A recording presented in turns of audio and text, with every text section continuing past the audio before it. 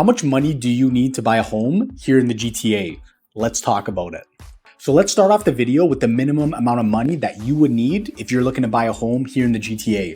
So not counting Toronto, because Toronto, you'll learn later on in this video why you may need more of a closing cost when you do purchase a home. But let's say outside of Toronto, if you're looking to buy a home that's $1 million plus, be prepared to have at least $220,000 liquid and accessible for you in order to purchase a home.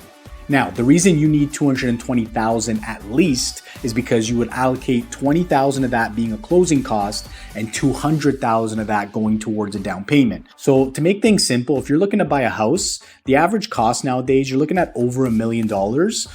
So now if you're looking for that type of purchase, you need to have at least 20% of a down payment. And that's why I said anything of $1 million plus, you need at least $200,000 just for that alone, because 20% of $1 million is $200,000. So this is something that you have to keep in mind, because average cost for all properties, or I'd say at least the majority of properties that you're getting as a freehold, and that's a townhome, semi, detached, these type of properties in these areas like Vaughan and, south of Vaughan, that's going to be at least $1 million.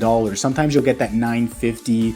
Rarely you'll get closer to 900,000, but I'd say 950 plus, but 95% of the homes are being sold $1 million plus. So you have to be prepared for that $200,000 of a down payment. And this is going towards the bank or the mortgage lender, whoever you're getting your mortgage from. So whenever you buy a property, you do have to give a deposit within 24 hours or however you structure that into the offer. But typically it's about 24 hours after the offer is accepted. So if let's say you buy a house on a Thursday, on the Friday, you would have to give the deposit to the brokerage that is selling the home. And that deposit is typically between 3 to 5% of the purchase price.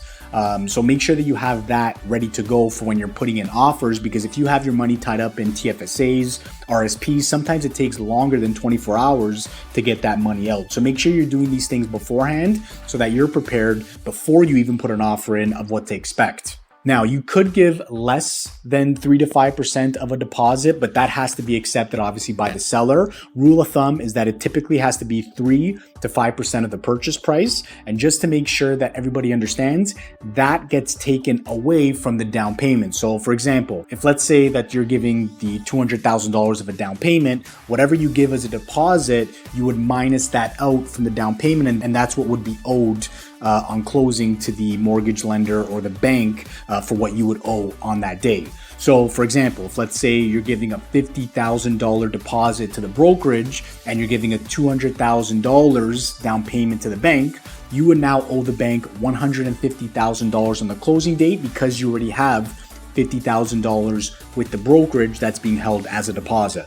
So talking a little bit about the land transfer tax, this is where it gets a little more expensive when you're buying in areas like Toronto, because they do pay provincial and municipal land transfer tax, rather than if you were to purchase a property outside of Toronto, for example, Vaughan, Richmond Hill, Markham, Bradford, Barrie, wherever it is. If it's outside of Toronto, you're just paying provincial land transfer tax, which is obviously going to be cut in half compared to what you're paying in Toronto. So keep this in mind, because if you are buying a home in Toronto, that's going to cost you more as a closing cost, and you would want to make sure that you're budgeting for this, because if you're buying a home outside of Toronto, it's obviously going to be a lot cheaper, and these are going to be the funds that you have to have prepared on the closing date. So for example, if you're buying a home outside of Toronto, let's say your land transfer tax is about $15,000 for that same price. If you're buying that same price in Toronto, your land transfer tax would be around $30,000. So make sure that this is going to be accounted for when you're buying a property, and that you have this budgeted within your closing costs. If you're going to be buying a pre-construction property, be prepared for those added costs as well, because when you buy a resale property, you don't have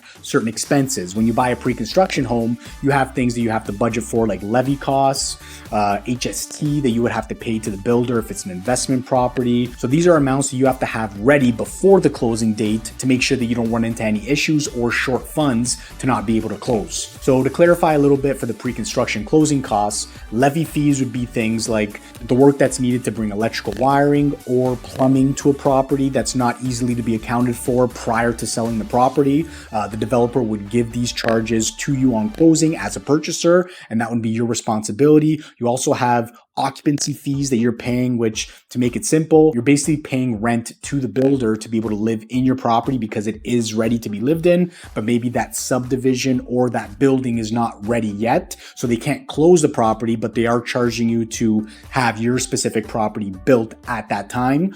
I'll get into that in another video, but just so you have that as information ready to go. And then the last thing would be the HST, which the HST is going to be charged to people who are buying a property as an investment or renting it out as an investment as well, because that amount of HST would be owed on closing date rather than this being a charge later on that you have to deal with. Remember this when you're buying a property. You should have about 1.5% of the purchase price as a closing cost. So whatever your purchase price might be, let's say it's $1 million right on, you need to have at least $15,000 ready to go for a closing cost. Now, again, I would budget for more. I would budget up to $20,000, but you should have at least $15,000 ready to go, and use that as a rule of thumb. You might be off a little bit, especially if you're buying in Toronto for reasons I explained before of land transfer tax. But rule of thumb is if you're buying outside of Toronto, just use that number of 1.5%, but maybe try adding on a little bit more, always to be safe. So that's it. Thank you guys for watching, and until next time.